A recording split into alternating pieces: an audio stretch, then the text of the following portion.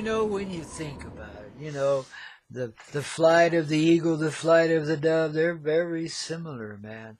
Their mission and journey in life, the same thing. To celebrate creation as a feathered being. A heart that flows in the atmosphere. With its materialization, it rises up from the earth and crosses the skies. Can go for hundreds of miles. The eagle has it a little easier, of course, than the dove, because he flies a little higher above, and he catches them ridge-soaring winds, man. He can go right from the beginning to back where it begins again, man. Just like, some of those hang gliders do that were born to be birds, too. How about you? Is your heart a hang glider? Does it know how to fly? Does it remember that feeling, that peaceful feeling you get when you first unify with the energy of flight one way or another? Now here in the 3D, it's kind of superficial. It usually involves an aircraft of one sort or another. But I gotta say, one of the most peaceful moments, or at least where the peace began for myself as a person, was one day when I'm flying along in that old hang glider of mine. I was a young kid, 30 or so. But anyway, down back in those days, man, and I thought I could get away with it, and I did for a while. It's cool, man.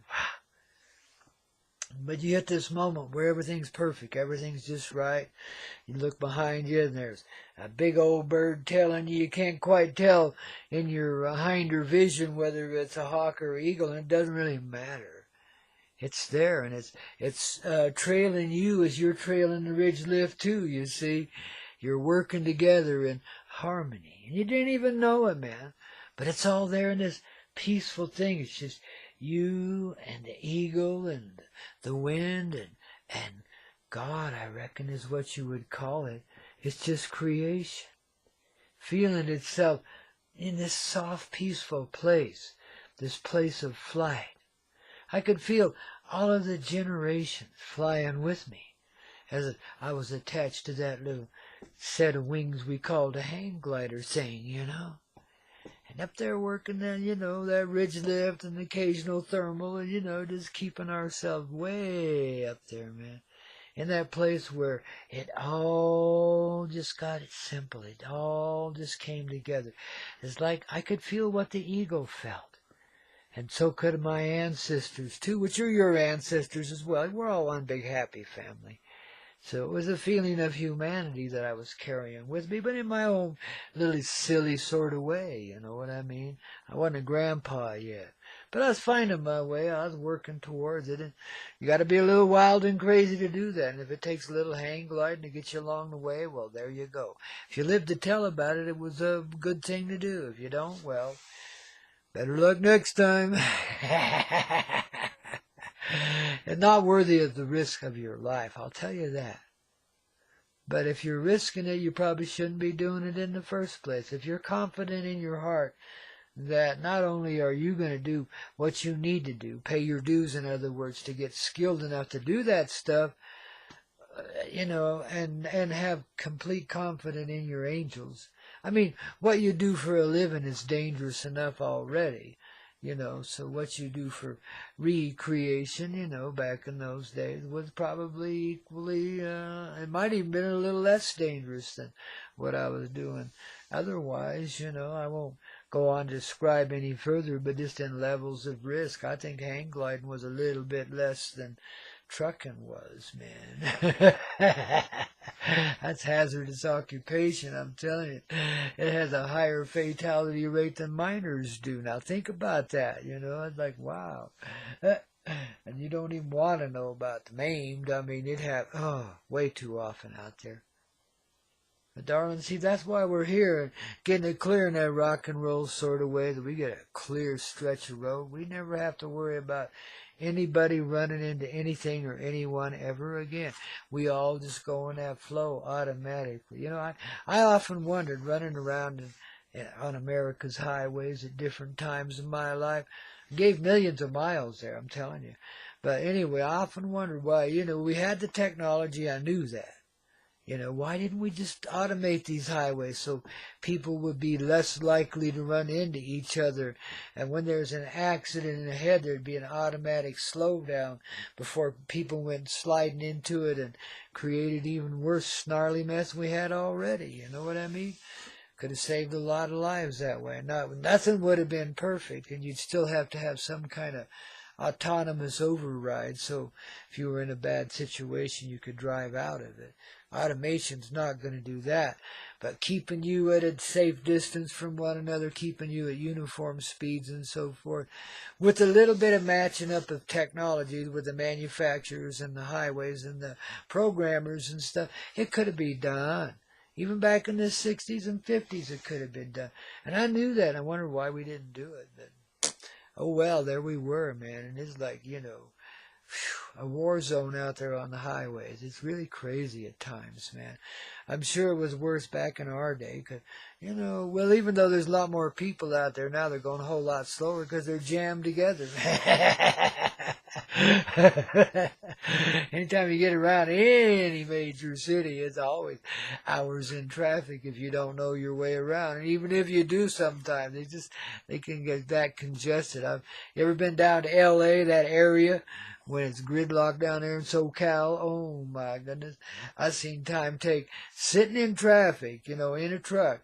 I had to go from Anaheim to Pasadena, about 60 miles, and that's not through the major metros. That's out on the fringes, you know, go up through Pomona and up that way to the foothills. You know, anyhow, long story short, took like about 12 hours. The side streets were plugged. The main thoroughfares were plugged. Everything was plugged. It was gridlocked that day, man. You just had to wait it out. You had no choice. There was no escape, you know. And I was sitting there thinking to myself, well, I hope nothing real disastrous ever happens down here, because nobody's going to get out alive, man. You know, it's just too congested, man. But what a beautiful place to give a rebirth to humanity, in the city of Los Angeles. And in a way, it kind of began there, as well as, you know, the San Francisco Bay Area and so forth. But California really was there for a while, the birthplace of the hippie movement. A whole lot of other bullshit to go with it, but oh well. You know, and now it's trying to be the reverse of that. It's trying to be the Nazi imperialist state that sets the example for everybody else. And I think they're kind of failing at that. In fact, that whole state government seems to be falling apart. I mean, I don't know if you watched the situation at Oroville up there, but it's not what it should be. Let's just put it that way. Put it mildly. But that, to me, it kind of represents what's happening to poor old California. You know, the governmental thing has gone down the tubes because it's been way too corrupt for way too long, and contractors, among others, have been, you know, slipping things in on the sly and doing it on the cheap, and now it's going to be gazillions of dollars to fix it. I don't know how far they can stretch it. I really don't. But, you know, the whole economy thing, and this is why this is California's saving grace, you know. And even though it's turned into a police state, because, you know, the rowdiness down there and the craziness that goes on, well, even though it's done that, you know, it's still got that same heart. It's just like the hippie movement. It seemed like it went away, but that heart just kept on growing. No matter what happened to the people involved in it, the conscious presence that it represented couldn't help but expand. And it still does, man. And you and me and everyone else you see, you know. So there you be, floating through your own reality. And what you perceive is what's real. So in a way, I kind of made that 12-hour traffic jam for myself to experience. I'd never been through one before, you know. Always had clear sailing up till then, right? Nah. But it wasn't. But 12-hour traffic jam is really rare, and at least it was then. Now it's not so much rare. But back in those days, it was. You know, you got held up an hour or two down. Well, except for during rush hour, of course, 3 hours in the morning, 3 hours in the afternoon. Everything would be congested, but it got moving and it got along till there was an accident or something. But basically, you know, it was a happening thing. Wow, you know. I'll tell you what happened that day. It was what started it. Just as an aside, it's a good story. Somebody rolled a propane tanker down there, hit a curve too fast, and rolled it over down there where that big old Mixmaster where I-5 and the Santa Monica Freeway and all that come together, you know. And that started a chain well, they had to evacuate because it's a propane tanker. And it didn't blow up, but it could have, you know what I mean? So they had to immediately evacuate the whole downtown L.A. and shit. And it's like, wow. It had been a bomb going off if it would have exploded. I mean, it would have leveled several blocks, not to mention all those bridges of, you know, interstate freeway there where it wrecked, you know. So we were very blessed that it didn't go off. But because of that, there was a chain reaction of other accidents, and some of them, I guess, a little severe. And babies, just one thing after another. And there you had gridlock for 100 miles each direction, any direction you wanted to go. Well, you couldn't go that far out to the ocean, but from the ocean right on inland, clear out to way beyond San Bernardino, it was plugged up, man. As I described it. I mean, even the side streets, everybody that knew the back roads were trying to take them, and that plugged them up. It's craziness down there. Got that kind of, and you know, you kind of get the impression this whole thing's been engineered just for that reason, just to keep people frustrated and yelling at each other out there and running into each other and so on and so forth, so they'll feel oppositional and continued opposition and so forth. But one thing about California traffic, now as an old trucker, I'm an authority, I can say this, okay, but it runs kind of uniform. If if you're in that flow, you're in that buzz, well, less hassle, less accidents, and less people chasing you around with road rage. Not that it don't happen, but it's just a little more organized because of the huge volume. It has to be. And people participate in more of a group mentality out there, though it's still each man for himself, or whoa, man, as the case may be. But tell you, I've had a lot of sweet moments down there in the freeways, as well as a lot of frustrations, you know. I began traveling them when I was just 13 years old, driving around down there, and got away with it too, man, with all them cops down there. Amazing, huh? Well, you ought to see it now. It's Wild West now, man. Shoot. I had a buddy that was like an ex-sheriff from down in L.A. County. Holy guacamole. You didn't want to hear the stories. You just have to get up and walk away. You couldn't stand them. I mean, they were just so gruesome and heartless, you know. And like, things had really gone to hell in a handbasket back then. I don't know if it's improved any now. I ain't been down there for a while. Have you? Oh, you live there, baby. Oh, you're one of those that evacuated to the desert for that same reason. Yeah, I don't blame you. I would too. Most of the old L.A., that's where they went, out there in the desert, out in Palmdale to wait it out. You know, you didn't escape from nothing, let me tell you, because there's Edwards and all that other stuff going on right there, man. I mean, shoot, where do you think you're living? You know, I mean, think about that, you know. And I'm not even talking militarily. I'm just talking as the basic threat to life. It isn't any better where you are out there in Palmdale, so to speak, I mean, than it is down in L.A. where you're just jammed in with everybody and stuck there forever, man. You know, it isn't any better either way. What we got to do is settle ourselves down so we don't feel threatened all the time, and so our neighborhoods aren't out of whack all the time. You know, we got to remember that L.A. stands for Los Angeles, man, you know. Los Angelinos, man. And we got to remember that angels aren't ever really lost. You see, if they choose to play such a role, it's only because they're, you know, they get in a habit of it. It's something they want. They've never tried before, you know. How about being lost? What's lost? Well, if you ain't been lost, you don't know how to get found, see? So then you got lost angels and a lot of crazy treachery to go with it, right? But along with that, some of the most expansive and explosively loving moments humanity's ever experienced. You see, there's always, and you don't always see it, but you can feel it. But there's always, you know, balance, harmony. So if there's some real wicked stuff going on there, there's some real righteous stuff going on there too. And it's all kind of veiled in the background because it's like humanity trying to settle the polarities down. But they just keep coming around and around and around. But see, so you get the extremes there, you know, because there's some heavy angelic energy there, and they can take it. So they get the extremes, but they've been working it out up to now. Shoot, babies, you gotta, just remember, you're the creative heart of this whole insanity we call Mother Earth in the 3D. See, guys, you kind of, for whatever the reason, since the 1920s, you've kind of become a cultural establishment that sets energetic tones for the rest of humanity, you see. So if I pick on you a little bit, it's only because I want to see you do better. I want you to remember that, lost angels are always found. They're never lost, man. They're always coming around, of course, but it's time, if we could get peace down in L.A., we get peace anywhere in this hellhole we call life, right?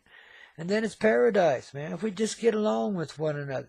If everybody would simply just give a shit, just care a little bit. You don't have to love your neighbors or nothing. You don't have to love your own little backside. Just give a shit. And recognize we're united. No matter what we're doing, whether it's, driving in traffic or manufacturing goods, carrying goods, consuming goods, whatever. We're doing it all together. We work that way anyway. We just don't see ourselves. We've been taught to think of ourselves as a separate entity, and then our little household is a separate entity, and so on and so forth. So they get you away from the idea of the collective by getting you to live isolated in the midst of a collective. Isn't that crazy? They being us, because we like to trick ourselves. I tell you, it's coyote medicine through and through, because angels like to mess with themselves. They do, because it helps improve, at least that's the format that gets us into it. There's still some debate as to whether there's any improvement or not, whether it's worth the journey. But guess what?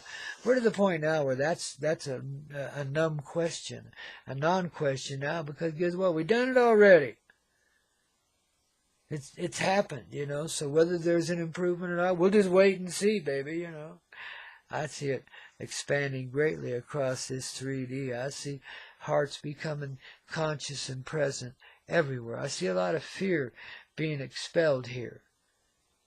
People that just have been taught and trained to deny the truth, deny the truth, deny the truth. From the time they're little, you got to get it this way, not that way. Oh no, what are you talking about, kid? You're full of shit. That's all in your head, man. Stuff like that. They get you to doubt your own worthiness and the reality, let alone what you already know, what you brought with you. But guess what? The divine intelligence is like an angel, can't be lost. It's always around, and it's always there. Once imprinted, it doesn't go away. So it's just a matter of then access, see. If we can feel cut off from that, then we can experience the hounds of hell, napping at our backside, man, Then we know what real gritty kind of living is, but we also know how to be a loving soul in the midst of all that hellhole. And I'll tell you what, that's one thing I love about L.A., or that area. There's shining stars everywhere down there. That's what keeps that reality from totally caving in on itself and really becoming, a wild, wild west scene, man. It's bad enough as it is. But without those bright lights there, man, it wouldn't be shit. And thank goodness they're kind of hidden, otherwise, people try to snuff them out real quick. I don't want no light here. What are you doing? We're lost angels, not found. It goes that way, man. That's life in L.A. and life in the big city down there, right? Well, doesn't have to be, see? I tell you, if the angels down there could do like just in that movie with Tom Hanks, where all the angels were hanging out in the sunrise and bringing on life in the morning, right? See, well, we just need to wake them angels up down there in L.A., man, or let the lights that are shining just get brighter and brighter till the other angels are already ignited. And recognize what they are. And then you can't be demonic in your presence because, you're light, you're love, you're angelic, baby. It's what you're made of.